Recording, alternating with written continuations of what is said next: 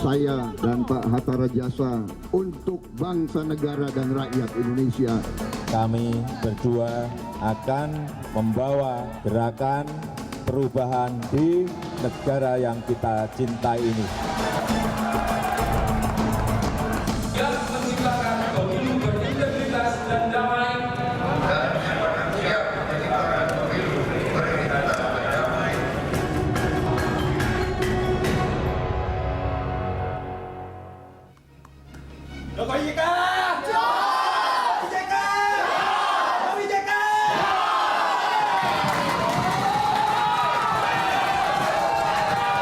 Selamat malam pemirsa, kita telah mengikuti debat Capres-Cawapres langsung dari Balai Sarbini, Jakarta. Dan kita nanti akan minta tanggapan dari dua kubu, dua pasangan Capres-Cawapres yang sudah bersama saya di Grand Studio pada malam hari ini. Pemirsa, dari kubu Prabowo Hatta ada sahabat Hatta. Kita berikan tepuk tangan. Dan juga dari kubu Jokowi JK ada kawan Jokowi. Ya, dan Anda juga tadi telah menyaksikan bagaimana kemeriahan studio kita pada malam hari ini. Selain itu, telah hadir juga narasumber kita yang akan bersama kita berdiskusi pada malam ini. Yang pertama adalah Budiman Sujatmiko dari kubu tim sukses Jokowi Yusuf Kala.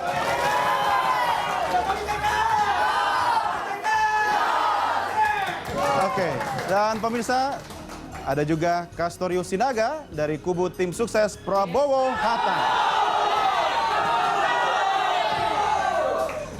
Dan pemirsa, kita juga menghadirkan dua panelis kita pada malam hari ini. Saya perkenalkan, sudah tidak asing lagi. Yang pertama adalah wartawan senior dari Tempo, yaitu Bambang Harimurti. Kita berikan tepuk tangan. Dan satu lagi, ini bukan cawapres, tapi kebetulan rambutnya sama. Tapi beliau adalah sosiolog, Mas Imam Prasojo. Selamat malam, Mas Imam. Baik, pemirsa, sebelum kita membahas topik pertama kita, masalah demokrasi, kita akan simak dulu cuplikan atau statement dari Capres-Cawapres berikut ini. Mengenai pemerintah yang bersih. Pemerintah yang bersih sama dengan demokrasi adalah syarat mutlak bagi tujuan akhir kita, yaitu Indonesia yang berdaulat, bersatu, adil, makmur, dan yang bisa memberi kesejahteraan pada rakyat Indonesia. Demokrasi bagi kami adalah alat. Demokrasi adalah tangga menuju cita-cita kita, yaitu Indonesia yang kuat dan sejahtera. Kepastian hukum juga harus memberikan jaminan terhadap penghapusan diskriminasi dalam berbagai bentuk, dalam bentuk apapun, dan harus memberikan penghormatan, pemenuhan, dan penegakan atas hukum dan pengakuan atas hak asasi manusia. Pemerintahan Prabowo Hatta akan memastikan bahwa hukum akan memperlakukan setiap warga negara secara setara di depan hukum. Republik ini adalah milik kita semuanya. Harapan rakyat ingin hidup lebih baik, ingin lebih sejahtera. Demokrasi menurut kami adalah mendengar suara rakyat dan melaksanakannya. Ketauladanan. Tidak mungkin hukum itu dapat dilaksanakan tanpa ketauladanan daripada kita semua, khususnya para pemimpin.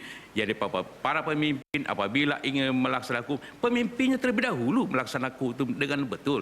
Apabila pemimpinnya ingin melaksanakan dasar hukum itu hak asasi manusia, maka pemimpin itu pula harus taat kepada hak asasi manusia. Tidak mungkin sebaliknya. Itu yang pokok untuk bagi kita semua. Kedua, tentu pemahaman rakyat kepada hukum itu sendiri dan ketaatannya kepada institusi. Baik, teman-teman dan bapak-bapak sekalian yang ada di studio, saya juga harus menjadi wasit pada malam hari ini. Bukan cuma capres-cawapres yang mendapatkan durasi tertentu untuk menjawab pertanyaan. Pertama, Mas Budiman, saya akan berikan kesempatan bagi Anda 2 menit untuk memberikan statement terhadap apa yang disampaikan capres-cawapres tadi. Silakan. Ya, saya pernah berbicara. Tundalah kekagumanmu pada seorang pemimpin yang jago berpidato, sampai kamu bisa mendengarnya berdebat. Kemarin Pak Jokowi dianggap tidak mampu berpidato. Tapi dalam acara malam ini kita bisa melihat bahwa beliau mampu menjelaskan argumentasinya dari fakta. Pemimpin yang mampu menjelaskan argumentanya dari fakta-fakta konkret itulah dibutuhkan oleh Indonesia 5 tahun ke depan. Karena sekian lama kita sering disuguhi oleh kemampuan pemimpin berpidato secara normatif, tapi gagal dan miskin dalam menjelaskan fakta-fakta apa yang dikerjakannya. Hampir seluruh argumentasi yang dibangun oleh Pak Jokowi dan Pak JK berdasarkan fakta konkret, pengalaman memerintah, pengalaman memimpin dalam sebuah tata kelola pemerintahan sipil yang bukan berdasarkan komando, tapi berdasarkan dialog. Kedua, Pak Jokowi memulai demokrasi adalah mendengar. Itu adalah gagasan paling dasar dan paling elementer dari demokrasi zaman Yunani. Ketika Socrates mendengarkan rakyat di pasar, ketika Socrates berdialog dengan masyarakat umumnya di kota, di pojok-pojok kota, itulah awal tradisi demokrasi di dunia. Mendengar, bertemu dengan rakyat sebelum kita mengenal partai politik, sebelum mengenal DPR, sebelum mengenal negara. Ketiga, Pak Jokowi mulai dengan kata republik. Republik dari kata Latin res publica, demi kepentingan umum. Disitulah yang mau disampaikan. Dia bukan cuma bicara aspirasi rakyat, bukan cuma pemerintahan, tapi demi kepentingan umum. Karena ada juga aspirasi rakyat, tapi tidak sesuai kepentingan umum. Keinginan-keinginan hanya menuruti kehendak konstituen, tapi melanggar konstitusi, jelas itu melanggar kepentingan umum. Melanggar dasar-dasar republikanisme. Dan itu yang disampaikan oleh Pak Jokowi JK. Saya kira itu. Baik, tadi kata Mas Budiman, apa kata Bang Castorius Sinaga? Silakan. Ya, yang pertama adalah bahwa kalau kita melihat pemimpin, kita harus lihat bagaimana konsistensi pemikirannya. Dalam pengertian, kalau kita simak dari pandangan pemikirannya, maka hal yang sangat hakiki untuk pemimpin adalah konsistensi berpikir. Karena dengan demikian, setelah konsistensi berpikir, akan ada langkah yang cukup konsisten juga di dalam implementasi. Prabowo, mulai dari debat yang kemarin, yang debat-debat kemarin sampai hari ini, saya lihat konsisten pemikiran pertama, bahwa dia sangat begitu bersemangat dan ingin membuat Indonesia martabat dan tidak menjadi pecundang. Kedua, oleh karenanya dia selalu menekankan bahwa tidak boleh ada kebocoran kekayaan negara, dan dia ingin mencegah bahwa seluruh kekayaan negara untuk kepentingan rakyat banyak. Yang ketiga, pemimpin juga memang harus membuat semangat di mana ada suatu pencegahan yang terjadi di dalam demokrasi kita. Dia menyebutkan hal yang bagus sekali. Tidak filosofi seperti Jokowi yang sangat Socrates. Dia menyebutkan sangat pragmatis, sangat aplikatif bahwa demokrasi tidak boleh destruktif, tidak boleh merusak. Kenapa? Karena memang pengalaman kita secara empirik di luar sana, demokrasi itu wani piro, demokrasi itu anarkisme, demokrasi itu semuanya adalah berbau dari masyarakat. Maka Jokowi telah memberi mungkin filosofisnya, tetapi Prabowo sangat mengerti bagaimana membangun demokrasi yang produktif. Yang kedua adalah soal pasangan presiden. Saya lihat, saya jadi terinspirasi bahwa pasangan Prabowo dengan Hatta ini mirip seperti Soekarno-Hatta. Kenapa? Pak Prabowo ini adalah suatu sumber semangat di mana dia begitu berapi-api untuk mencanangkan cita-citanya demi kedaulatan, demi martabat Indonesia. Hatta begitu bagus bertutur, bagus struktur kalimatnya, dan bagus logika untuk implementasinya. Dua-dua ini sangat saling mendekatkan. Yang kedua adalah bahwa pengalaman daripada kedua orang ini sangat begitu lama, malang melintang, tetapi saling melengkapi. Prabowo dengan ketegasan sikapnya, dan kita tidak ragu tentang itu, baik itu di masa lalu maupun ke depan, adalah seorang nasionalis patriotis yang mencoba membangkitkan Indonesia. Dan Hatta, seorang ekonom yang mencoba menerjemahkan kebangkitan Indonesia itu di bidang ekonomi. Nah ini saya kira campurannya baik. Terima kasih. Masing-masing harus adil, 2 menit, ya kan? Dan sekarang apa kata panelis kita? Saya pertama berikan ke Mas Bambang Harimurti dulu, silakan Mas. Ya, saya lihat ini seru ya, dan saya kira tidak mengubah orang-orang yang sudah memilih. Karena saya kira memang masing-masing tertarik pada kelebihan dan kekurangan masing-masing. Apakah ini mempengaruhi pada mereka yang belum memutuskan memilih? Saya kira ada pengaruhnya.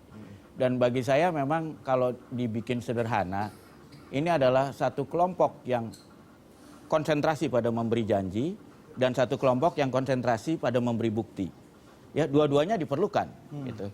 Tapi ada orang yang lebih suka memilih pemimpin yang sudah terbukti, ada orang yang ingin memilih pemimpin yang memberikan janji-janji yang sesuai dengan visi misinya. Tapi presidennya kan cuma satu nanti. Ya, Mas. betul. Dan saya lihat juga kedua-duanya kan pakai ingin meniru Bung Karno lah dalam hal ini. Retorikanya. Dan saya kira memang mereka memilih Bung Karno pada periode yang berbeda. Saya kira kelompok Prabowo Hatta memilih dari sisi demokrasi Presiden Soekarno setelah dekret 5 Juli. Ketika dia menerbitkan demokrasi terpimpin. Ya. Dan itu wajar dari kalangan tentara karena itu memberi porsi yang besar pada tentara. Tetapi Jokowi memilih masalah era Bung Karno ketika dia ketemu dengan Mang Ain dan melahirkan Marhainisme. Ketika dia melihat bahwa orang kecil itu kalau dia mandiri, diberdayakan, itulah yang akan membuat negara kuat. Jadi saya kira begini, kalau Prabowo itu pola pikirnya, ini dua-duanya sama, ingin mencapai rakyat Indonesia yang adil dan sejahtera. Tapi jalan yang dipilih oleh Prabowo, perkuat dulu negaranya, nanti kalau negaranya kuat, melawan neokolonialisme, neolib dan sebagainya, rakyatnya akan terbawa menjadi kuat. Sedangkan dan Prabowo merasa dia punya visi untuk membawa ke situ. Sedangkan Jokowi, saya lihat dia merasa rakyat itu pinter. Jadi dia merasa cukup dengan kita mendengar pada rakyat apa yang dia mau, sebab sejahtera menurut definisi saya mungkin beda dengan sejahtera menurut rakyat. Jadi rakyat itu sejahtera maunya seperti apa? Kemudian dia ingin memastikan itu. Dia ingin menjadi petugas rakyat. Bukan petugas partai. Saya kira dia ingin jadi petugas rakyat. Dan baik. Dan saya kira pada akhirnya memang pemilih Soekarno muda dan Soekarno tua. Saya kira Soekarno pada usia yang berbeda ya. Karena waktu 55 belum tua banget. Baik, Mas Bambang, terima kasih. Saya ke Mas Imam dulu, silakan komentar Anda. Saya melihat begini ya, jadi dalam sebuah menjawab pertanyaan yang besar seperti itu tentu tidak mungkin dia bisa menjawab secara menyeluruh. Nah, oleh karena itu yang hanya bisa kita evaluasi adalah apa yang dia ucapkan dalam waktu yang singkat. Yang saya bahagia hari ini adalah dari kedua pasangan ini banyak sekali visi yang sama yang sebetulnya menguntungkan untuk rakyat kita. Sebagai contoh adalah misalnya tentang Kebineka Tunggal Ikaan. Baik itu Pak Prabowo dan Pak Hatta maupun Pak Jokowi dan JK, dua-duanya punya komitmen yang sama tentang perlunya menegakkan Kebineka Tunggal Ikaan. Pak Prabowo punya rekor bagaimana dia mengajukan wakil gubernur yang sebagai orang minoritas itu dia dorong agar ini tidak ada diskriminasi. Pada saat yang sama Pak Jokowi juga menyebut tentang Susan, ya, lurah. Jadi buat saya skor di sini 1-1, ya. Kedua, kesamaan berikutnya yang ini adalah kemenangan rakyat. Jangan diskoring. Jangan diskoring. Selagi masih adil nggak apa-apa. Kalau satu yang kedua. Bebas, silakan. Yang kedua adalah sikap bagaimana terhadap partai politik pendukung. Dua-duanya mengemukakan siapapun yang nanti akan menjadi presiden, pada saat mereka terpilih, dia akan mengutamakan rakyat ketimbang partai di dalam melakukan. Dengan kata lain, dalam hal ini, Prabowo maupun Jokowi mempunyai komitmen yang sama bahwa rakyat lebih penting daripada kepentingan partai politik. Nah, nanti kita harus tagih sama-sama. Jangan sampai dua-duanya itu ingkar janji. Nah, memang ada perbedaan. Kalau dari sudut detail tadi, pengalaman-pengalaman, Pak Jokowi kelihatan lebih jelas. Tetapi Pak Prabowo memberi bingkai yang lebih umum dan kemudian didetailkan oleh Pak Hatta. Nah, dengan demikian penonton, pemirsa nanti bisa memilih. Nah, kita melihat Pak JK itu memang lebih agresif di dalam melakukan pertanyaan-pertanyaan kritis.